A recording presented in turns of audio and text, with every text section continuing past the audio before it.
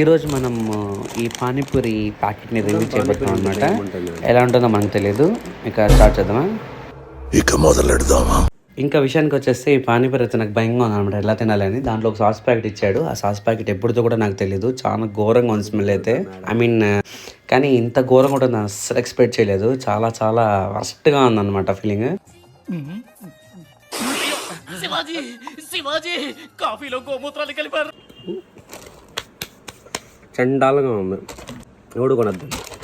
అలాగే ఇంకా ఇక్కడ ఏం చేస్తాం, ఇక్కడ మనకు పని లేదని చెప్పేసి 2 జోబులు చేతులు పెట్టుకొని టీ షాప్కి వచ్చేసాం. ఇక్కడ ఒక దిల్లు సపరేట్గా ఉంటాయి, దాన్ని తీసుకెళ్ళి పక్కన పెట్టేద్దాం ఫిక్స్ అయ్యాను అనమాట. ఎలాగో మన పక్కన ఎవరు లేరు, కనీసం దాన్నైనా పక్కన పెడదామనేసి.